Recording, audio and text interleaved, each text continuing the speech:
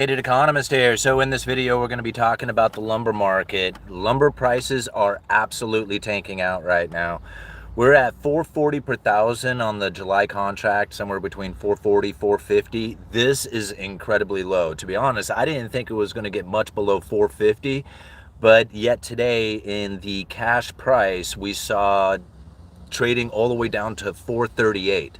Now, I left a couple of links down in the description to the bar charts graph showing both the current cash price and the July futures contract. Now you have to think there's a lot of different contracts that are out there depending on which one you're looking at and how that is going to, go into your economic analysis of what's happening out there in the economy. Now, when you look at, like, a lot of times when you go to places like, say, CNBC, what they will do is they will switch the contract, but you didn't quite recognize it. Like they might have gone from July to September or something of that nature. So you really have to look to see which contract that they are quoting, because a lot of times it may switch to another contract and you're not quite realizing that yesterday it might have been July and today it's September. So really keep an eye on what contract it is that you are looking at if you're following lumber futures, because right now if you look at like the September contract, I think it's at 470 or something of that nature. Now, 440 per thousand. The mills are not making money at 440 per thousand. And I am actually recognizing this through the retail end of things. Today, I got an interesting phone call from one of my vendors. And a lot of you who follow this channel for lumber information, this is the type of stuff that you like to hear. Because today I got a phone call from one of my vendors who says, hey, we have a stack of 2x4 14 foot. How would you like one of these stacks, or the whole stack, like everything I got, for 440 per thousand? Now, this was first thing this morning, and I'm thinking, wait a minute, like print cash right now, cash price is 440 per thousand. They're offering me essentially a unit of lumber for cheaper than the market has it future priced at, right? Like, this is how desperate they are to move product out. And now I think about this particular item. It's a 2x4 14, which is probably the least moving unit of lumber that I could carry in my yard. Like anything that's a 14 foot or 18 foot has like almost zero demand to it. Especially when it comes to like a 2x4 18 foot or 14 foot, not nearly as common as a 12 or 16 or 20. Now, considering that most of the time 14 foot and 18 foot, when it is purchased, it's used for plate stock. They don't really care what length you get. But if you're not building a lot of houses, or there's not a lot of housing demand out there for new construction, then those items, like those less demand items for plate stock, like a 14 foot and 18 foot, lumberyards aren't going to really want to carry those particular lengths because they don't move, right? Like the retail customers aren't going to buy it, and if there's not a lot of home building happening, they're not going to buy those unit of lumbers because they just sit on it. And we're the exact same position. Like the buyer, I went to him, was like, hey man, look at this, this is a hell of a good deal on this unit of lumber. Goes and does the recall on it to see how much we've moved in the last 2 years, and he was like, yeah, it doesn't even justify, we're still not going to carry them. We just don't even carry the 14 foot unit. So that's one of the things that I'm starting to see happen, along with shortages. So not only do you have an abundance of some material that isn't very common, but then there's shortages of other things that aren't as likely made by the mills. So like a 2x4, 2x6, standing and better, they'll run those all day long, considering that that's the common items that are sold, right? After you start getting into the wider lengths, the 2x8, 2x10, 2x12, these ones, not so much demand for those as much as they are for the 2x6 and 2x4. So now when you go to look for a unit of, say, 2x8 16s, those things may not be as prevalent out there on the market, right? Because the mills aren't running as many of those. So here you're starting to find it. Overstock in some things and depletion of inventory in other places. At the same time, you're seeing these prices coming down dramatically. Tells me that the lumber market is not doing well. And the reason it's not doing well, again, it's because the new construction market is very much in a very cautionary position. Is that the way to say it? Like the builders don't want to build if they cannot find the buyer traffic. Like if there was buyer traffic there, the builders would be in it. Because you think about it, home prices are expensive, right? And if you have an expensive product that you are building, then you would want to build more of those. But if you build an expensive product and only to find out by the time you built it that you don't have a buyer for that product, then most likely you're going to hold back on your idea of creating those new products, right? I don't care what business you're in. I mean, whether it's a home construction or anything out there, this is the same thing that's going to happen. So these builders are looking at that very thing. They're like, yeah, even though lumber prices are cheap and home prices are elevated and this is room for profit, if you have at the end of your project no buyers for it, then why even start? And this is what we are experiencing now. Go and take a look at permit issuance. I should have gotten the links for those. I'm sorry, I didn't do that. But if you just go permit issuance and then type in FRED at the end of it, Fred, right? This will take you to the Federal Reserve education site, whatever. They have all the different types of graphs you could ever possibly imagine. But look at permit issuance. Look at housing starts. Both of these are down comparatively to where we were just over the last few years, even during the pandemic when things spiked. Prior to the pandemic, we're at those levels. Like even in a lot of places, we're probably coming down below the pre-pandemic levels. There is less homes being started, right? Less homes are getting permit issuance for. This is a sign of a slowdown in the new construction market.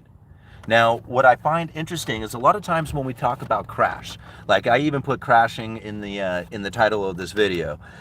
So when we think about lumber crashing, right, we think about it, okay, crashing is a price dropping dramatically. Like to us, when we think about it, market crashing, that's what we think, right? Prices come down dramatically. But really, we have to think about it in a little bit different sense. Is crashing really prices coming down? Or is it a stalling out in activity? And I think that's probably a better indicator of a crashing economy, is how much activity is slowing down. Think about home purchases, like how many mortgages are being created, how many new home sales are taking place. That's the crashing housing market. Less activity taking place within this market. Less mortgages being written, less home purchases taking place, less homes being started, less permit issuance taking place. This is the crashing housing market. It's not the price like a lot of people would look at. They're thinking, okay, I'm waiting for the crashing housing market to take place. No, it's crashing right now. That economic activity that's not happening within the housing market, that is the crash. Now, we recognize it in two different fashions. People want to see the prices come down. That may not happen. There's a limited amount of inventory out there. And as long as you have a limited amount of inventory and you have a demand coming from all the people out there who don't own homes, regardless if they can make the payments or not, they still want the home, right? As long as you have that going on, you're going to have elevated prices. Limited amount of inventory and an unlimited amount of demand. Now, whether or not that demand is capable of doing it, that's relative. But they want to be there to buy those houses regardless if they can do it or not.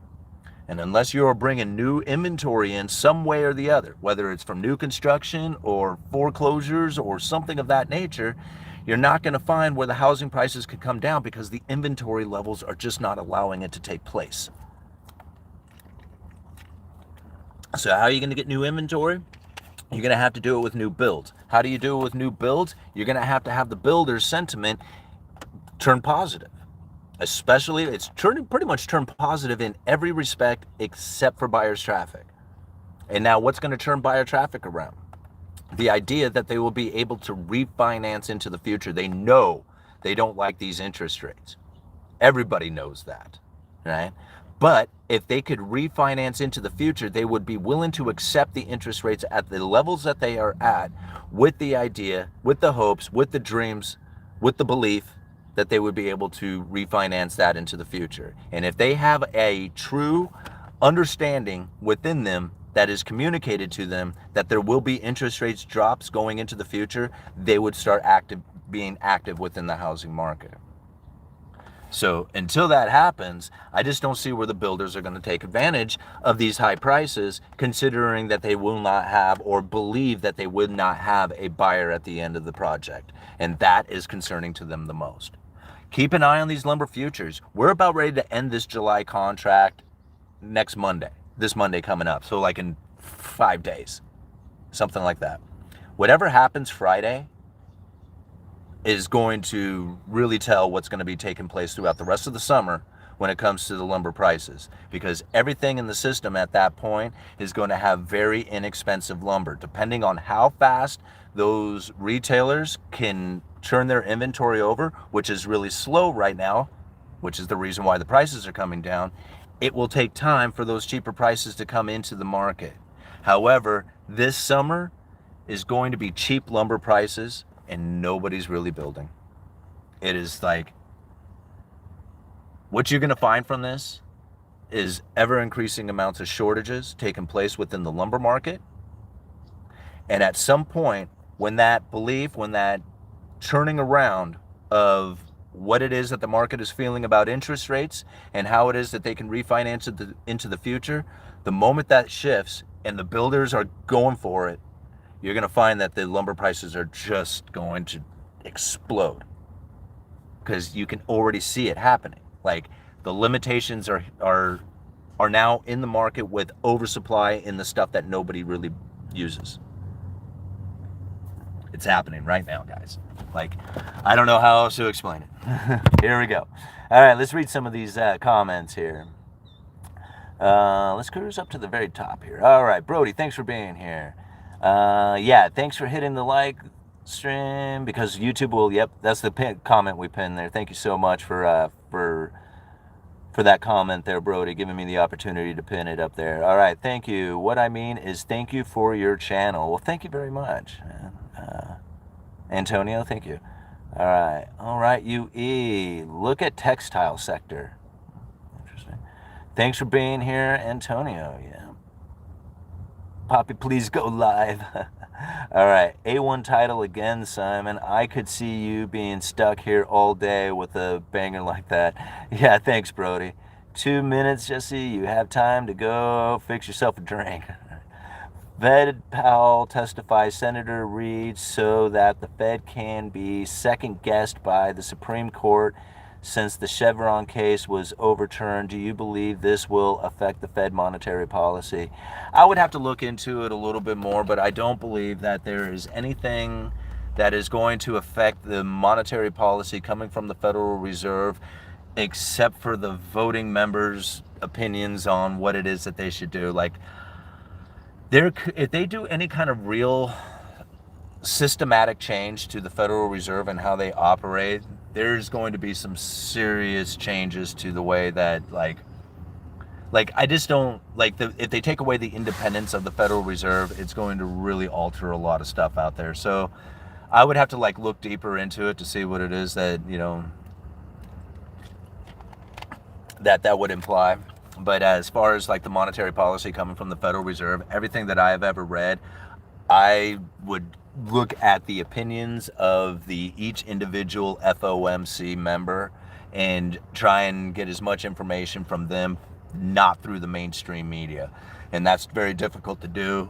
So you have to go and read their working papers, you have to go and read their speeches, you have to go and stuff like that. That's going to give you a much better idea of what's going to happen with monetary policy. Anything outside of that, I believe, is going to be propaganda.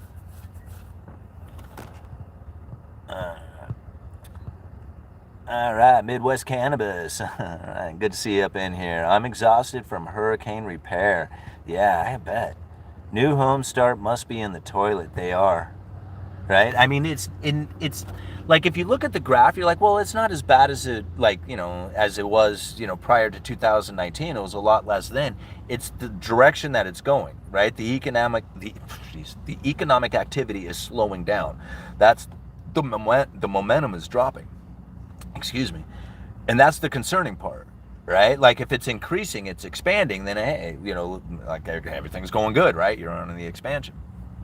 But if it's decreasing, that means every bit is harder to get. Every estimate needs to be tightened up that much more. Everything is getting more difficult because it's a contraction that is happening, right? And that's very concerning for economic activity, right? Is the contraction part of things, which we are experiencing dramatically. All right, how do natural disasters affect the economy when repairing luxury houses? Well, I mean, I think actual natural disasters do do a pretty good job of boosting the economy because it creates a lot of economic activity that wouldn't have been there before. And for the most part, it's mostly domestic activity, right? You're not really buying in a bunch of foreign production unless you're replacing maybe like the appliances or something of that nature. Simon, is it very expensive for yards to inventory stock they only rarely make sales off of? Yes, it is very expensive, especially, when it comes to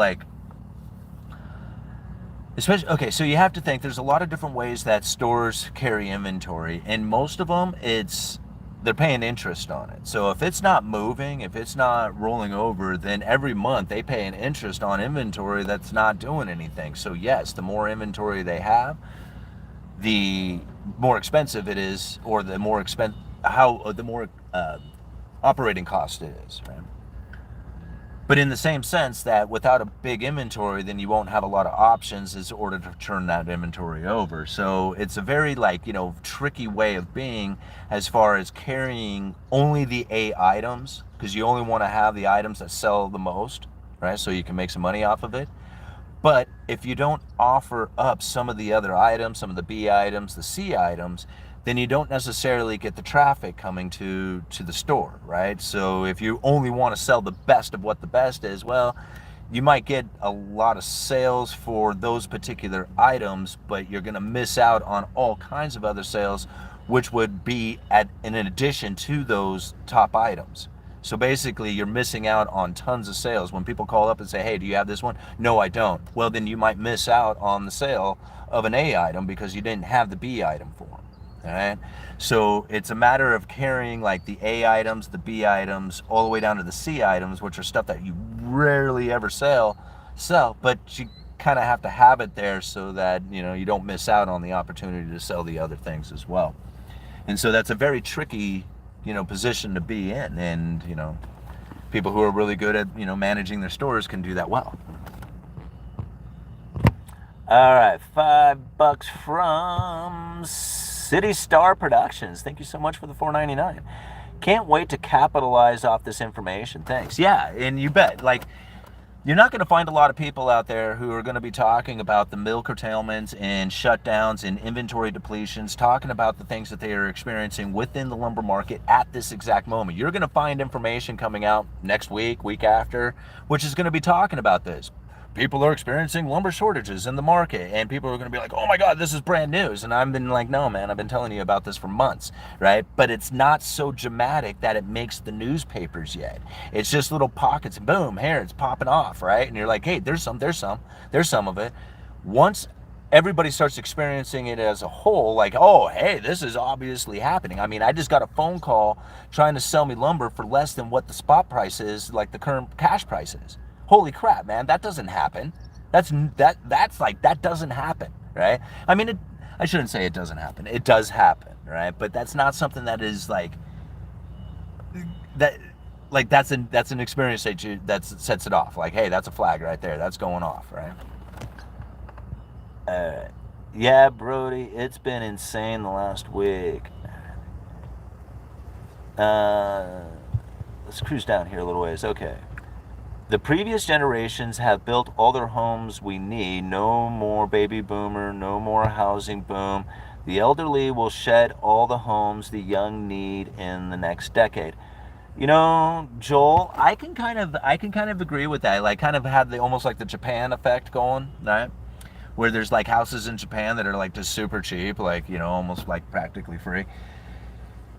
And they just don't have enough of the older population or even the younger population even wanting or desiring these homes. Now, in this country, I don't see it the same way. I don't see the same effect happening here, and there's a couple of different reasons why. One of them is that we have a dramatic slowdown in the new construction that is happening here and not providing enough homes for the population as it is, right? Now, I know a lot of people will argue with that. Whatever, right? I mean, if supply and demand, right? If there was more supply, right, then the prices would come down.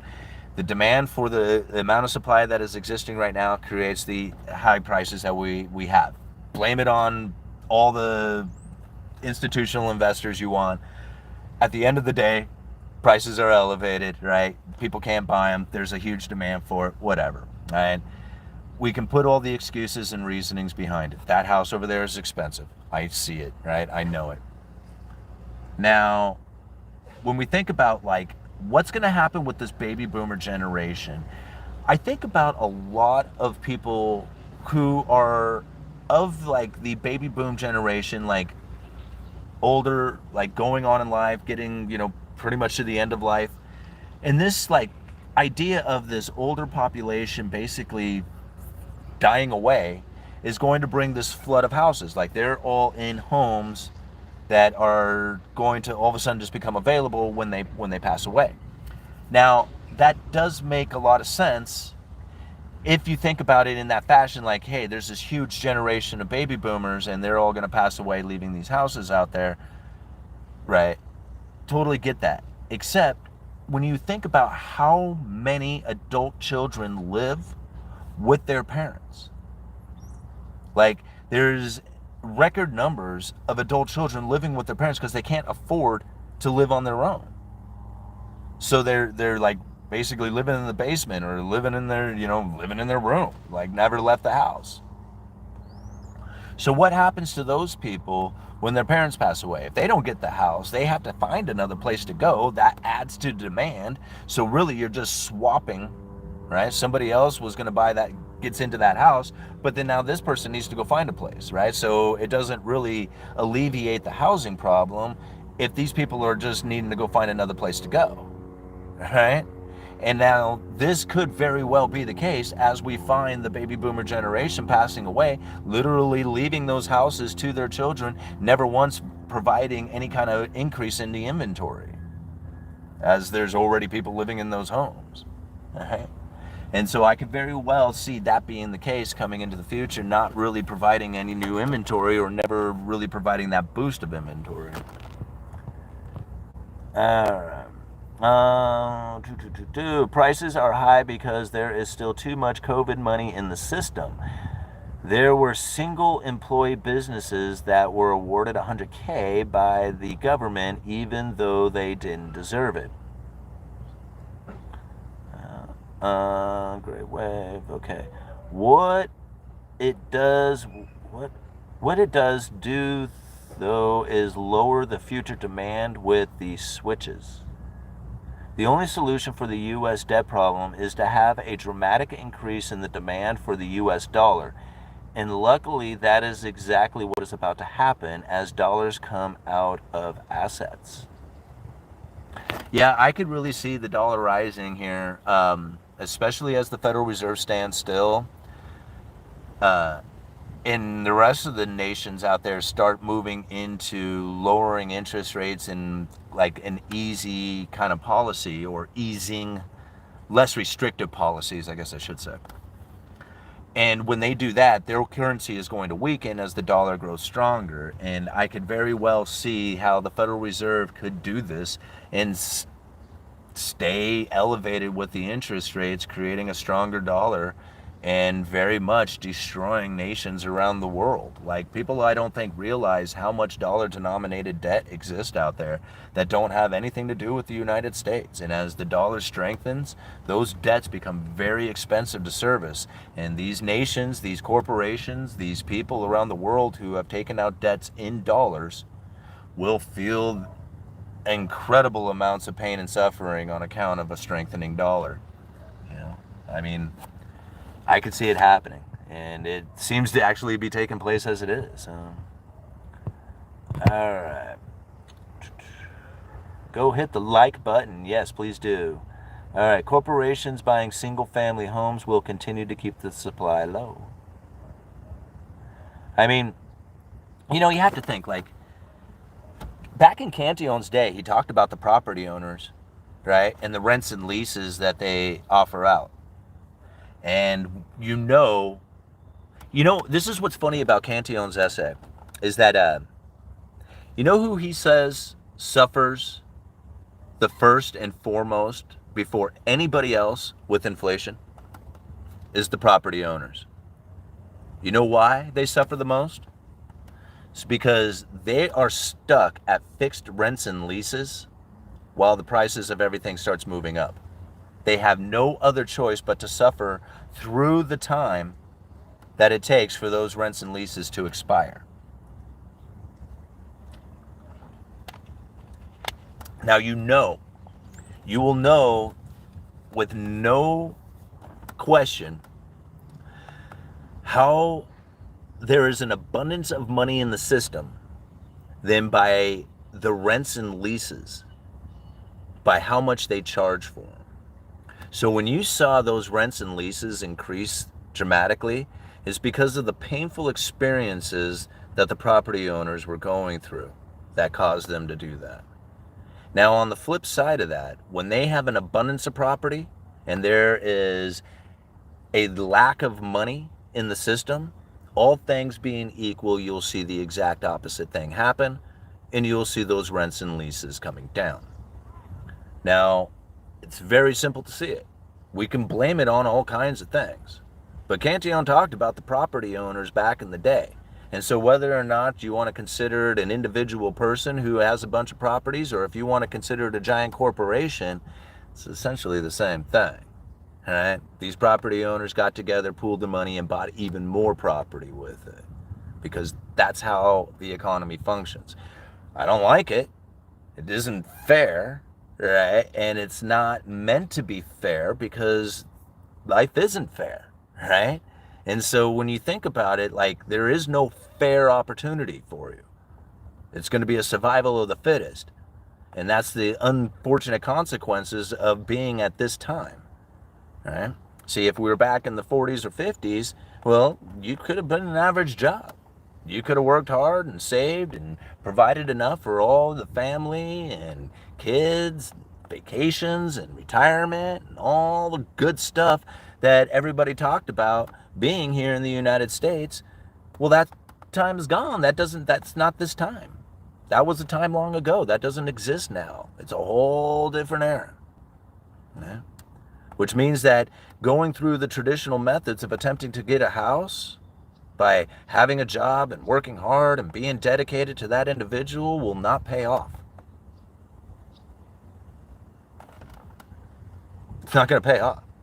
Right? It might for some out there, people who happen to get into a really good, maybe retirement plan with a business or something, with the company, sticks to it, really dedicated to contributing to that, does it their entire life, and at the end of it, I could see that happening. Like, an individual might be able to pull that one off. Very few people do it that way. Very few.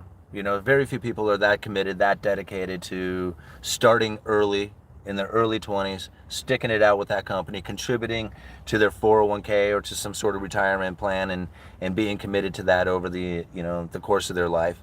I mean, there's a lot of people who do it, but yeah, no, that's not really the way that it's generally done anymore.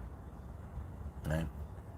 And so understanding that it's a totally different way, right? So you have to have that full-time job, or you have to have a side hustle, or you have to have your own business, or better yet, you have to have all of those things going at the exact same time, because if you don't have it all going at the exact same time, you're competing against people like institutional investors. Okay? I mean, how is a regular average 9-to-5 job supposed to compete against that? You can't. You can't. It's not going to happen. But the fortunate thing is that there's so many different ways of making money nowadays. I mean, you think about it, 20, 30 years ago, you couldn't really just use the internet to go make money. I mean, some people were figuring it out, but for the most part, you couldn't just, figure out ways to make money. Now, there's all kinds of ways to make money off the internet. There's all kinds of ways to do little side hustles. There's all kinds of ways to generate passive incomes or cash flow, and people just don't seem to take advantage of any of it. And because some people take advantage of it, well, they have the extra money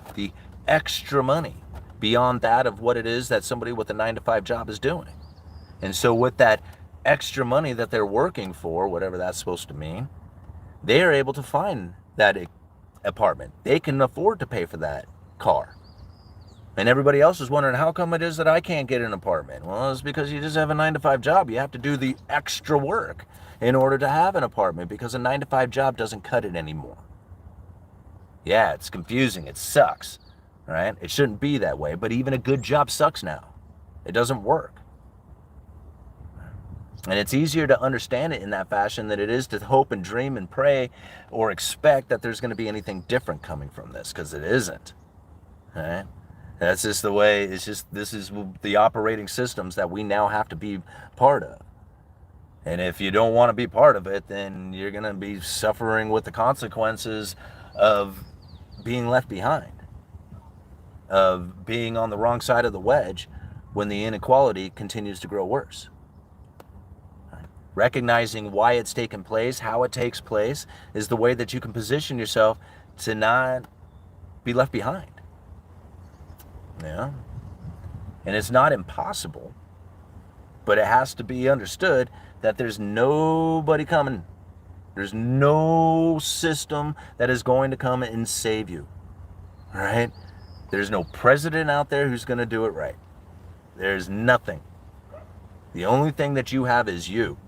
You are it. And you better figure it out, because anything at the end of the day is going to be your fault, whether you succeed or fail. All right. Don't mean to go lecturing like that. Let's take a look at this. All right. Kaiser Flash, thank you very much for the $4.99. Disasters do not help the economy in any way.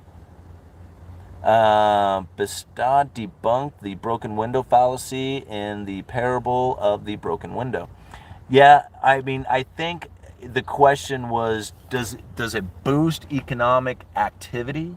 Yeah, right? And so we don't really have a system in which that economic activity is going to benefit our economy. We have a system in which that economic activity is going to be pushing debts, which does benefit our economy, right? So the economic activity, the actual activity of it itself, I don't think is really kind of here nor there in it. However, the economic activity creates debt issuance, which I do think contributes to our economy. So in that sense, yes, right? Because it drives the debts and I'm not trying to say that's a good thing either, right? I'm not trying to say that. This is observation, right, of it all. Because I do agree with you that the broken window fallacy is totally correct with it. In it, that says, like, if you break a window, it doesn't create any economic, it actually takes away from the economy, because now you have to produce something that's already existing instead of producing something new, right? So just to kind of simply get it out there. But when you think about how this economy is built off of debt issuance, and we're a debt-based currency, anything you can do to expand the debt is what now creates the expansion within our economy. So if you bust every single window out in every single house, and then insurance has to go deeper into debt, or there has to be some sort of debt issuance in order to create the economic activity that now replaces all these windows, it's that debt issuance that now has all the economic activity happening out there.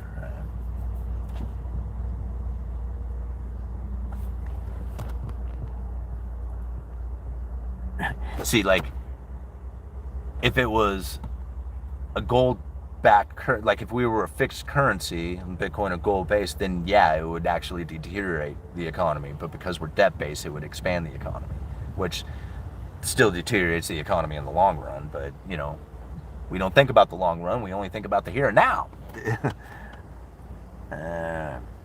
I never invested in individual stocks. All right. Huge jacked man. 20 years old and quite lost in life. This stuff is incredible to understand the chaos. Better than my college classes, better than any lecture, and all for free. Love your work. Yeah, huge jacked man. Well, I appreciate the comment on that.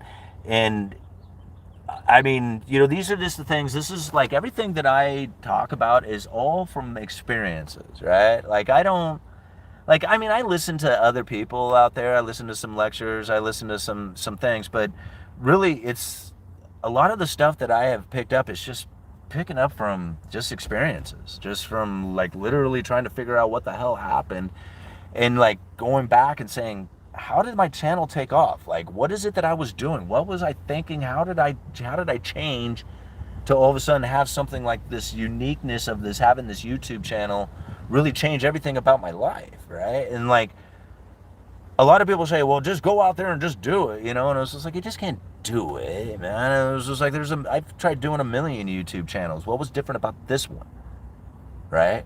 Like, I've tried to do all kinds of stuff out there to make money, tried to do businesses, stuff like that. This, which I had no expectations of, absolutely just took off, right? In a way that I was like, what the hell's going on here, man? This isn't right. What's like, is this an accident that I, you know, like, what's going on, right?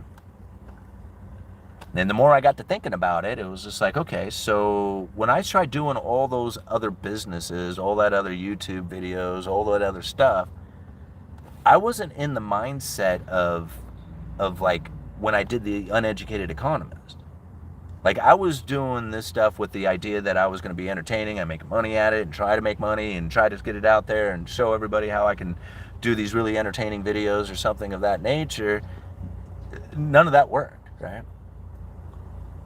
But as far as the Uneducated Economist, I didn't think anybody was going to watch it. Like, I didn't have any expectations of a single view, comment, subscriber, none of that stuff.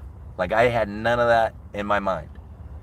I put out the first video saying I'm going to put out videos to help my friends and family, help better understand what's going on with the economy.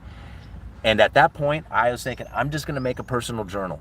Like, that's what the Uneducated Economist is going to be. It's just my own personal journal. And I'm going to like post some of the things that I was thinking about and some of the articles that I was finding. And this is how this is how I'm going to build this channel without any expectations of ever having a single viewer, right? It's just my personal journal, and you can experience some of it if you like.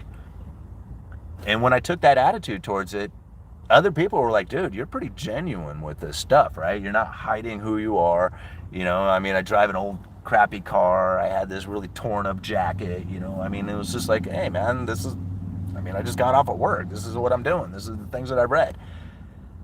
And I just kept it that way, right? Well, being honest, being truthful, and really giving up on some of the pleasurable things that I was chasing, like mainly alcohol, right?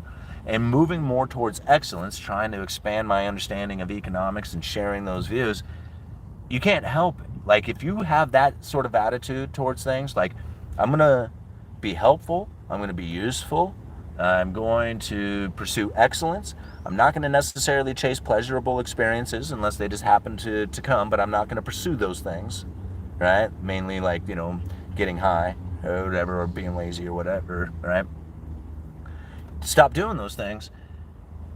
You know every single moment of every single day of what you are doing is pursuing excellence or if you're chasing pleasure, right? And you know that when you're chasing excellence and you do it regularly, the feeling that you get from it is feeling of being high, even though you don't get high, right? You just have a higher vibration feeling of being in a good position, working hard, seeing a better outcome, having goals, you know, out there. Once you start doing that, it's not like, it's not a surprise. Like, it is a surprise at first, but it's not a surprise after you get to thinking about it, that the universe starts picking up on this. They're like, hey man, you're putting out good vibrations, right? Guess what? Good things start coming back from that. It takes a while. You have to be in it for a while in order for these things for the universe to go out there and start finding these things that are going to be attracted towards you, right? And start drifting those things towards you. You have to be open and accepting of it, but you can't pursue it. Right? Because the moment that you pursue it, it starts running from you. The universe starts forcing it away, right? You have to just allow these things to just naturally progress and move forward with it. And even like, you know, me trying to expand this channel, in a lot of ways, I feel like I've limited myself by not pursuing a lot of the things that could be like making me money, right? But then I think to myself, it was just like, are you pursuing the money or are you pursuing the excellence of putting out good information and doing it right. Because if you do that, it doesn't matter, the money will flow. So don't worry about the money part, worry about getting good information out there. And that's it, man. Like, you just keep it simple like that. And the universe is pretty simple in response to it. Like, it takes time. Like, literally, like, it may take years. And people will get frustrated and say, man, I put out the good vibrations, I waited a couple of months, nothing came from it, you're a liar, right? And it was like, you didn't give it enough time. You gave up before the magic occurred. You have to carry that vibration constantly, forever, and it will just be there. It'll just start occurring. It's like magic, Alrighty, guys, what time is it? All right, I got like 4 or 5 minutes left here. Vibrations and the universe is real, Thank you very much. Well, yeah, did I get a... Wow. All right. What is the name here? An inch fluter? Fruit Real Bob? I'm sorry, man. Thank you very much for the $25, man. Very generous of you. Hey, Simon, awesome video this weekend on the lumber market. Wealth of Knowledge sent you an email with lumber quotes. Would love to get your opinion on whether it seems in line in today's market. Thanks for all you do. Well, thank you very much for the $25, and I will check that out this evening. I will try and get a response back to that email. I very much appreciate the $25, and I'll take a look at that. All right, let's see. What time is it? Okay, yeah, I gotta go here. Do you see many millionaires being out of touch with today's real economy? Like the meetups you go to, I feel like people, Robert Kiyosaki, don't reflect what is actually happening. Doug, I don't mean to talk negative about any of those guys, but yeah, they are very much disconnected from the common dude. They don't, I mean, and it's not like they don't know, because a lot of them have experienced downtime. Like, like they were like, hey, there was a time I was broke, didn't have anything, didn't know what I was going to do in life, right? And then they figured it out. And so it's not like it's uncommon for some of these guys to have acquired wealth from a very low position. So it's not like they don't understand what it's like to have been broke or not have any money or, whatever, be super in debt. However, experiencing this today is different than what it was back then. So even a few years ago, like, you think about it, if you were back in the 40s or 50s or 60s and you were broke or whatever, you could still like end up with a house, right? But if you're broke at 40 years old right now and you have no idea of business or anything else, it's going to be very difficult to try and get out of that, especially considering today's environment, right? So it's not like they don't know what the feeling is like, but the experience of trying to deal with today's economy and this huge separation between the rich and the poor is very different experience from what it was just a few years ago. All right? So there is a very big disconnect that is happening with that. There was opportunities inside of real estate that were presented a few years ago that just aren't there for people nowadays. Right? So now you have to get very creative in the way that you are going to get into real estate. Now, those creative ways of the way you get into it can be discussed by some of these people who do understand that you are in this position and that it's going to take different effort than what they went through, right? But do they understand necessarily the feelings that you now have when you have to show up for work and you have a flat tire and you don't have any funds and tires are super expensive and there's nobody running public transit anymore because they shut that down, and this is the type of like thing, right? Yeah, it's a stressful experience, much like everybody had a stressful experience in the day, but it's a much more stressful experience for today to try and get on the other side of the wedge because that gap has grown so much. So I do feel that they not necessarily are not of understanding, but they don't necessarily are able to carry the same feelings in what it is that we have to go through now in order to get to the level of success that a lot of these people have acquired. Like their ease to get there was so much, like it was so much easier for them to get there than it would be for us today to achieve the same level. That gap is getting wider and wider, and that's the difference inside of it. So, but I think that could probably be said for them back in their day. Like, it was easier for the previous generations to acquire the level of wealth that they had acquired, right? And then from so on and so on, this is going to be the case going down. I mean, I just love to hear people say, it was just like, well, we had it tough back in our day too. And it was just like, okay, yeah, I know, that's really cool, nice story to hear, but yeah, an average job could buy a house, so we can't do that nowadays. So don't give me that, back in our day it was tough too, right? Back in your day, you didn't have communications like we have today, so we have it a hell of a lot easier when we want to, communicate with somebody. That's cool, whatever, like, big difference. It doesn't matter, right? Like, things are different. They always are going to be different. The fact is that you had it tough in your day, but yet your main 9-to-5 job was going to be able to provide you with a way of life. Today, our good job sucks. So what are you going to do? All right, I got to go back to work, guys. Uneducated Economist, thank you very much for being here. We got 392 people watching with 183 likes. Please go hit that like button. The YouTube algorithm will love it. They'll pick up the video, they'll spread it around for more people to join in, and you can come back and join in some of the comments and hear what it is that other people have to say about some of the experiences they are having within their new construction market, the lumber market, or just generally feeling in the economy. Uneducated Economist, you guys let me know.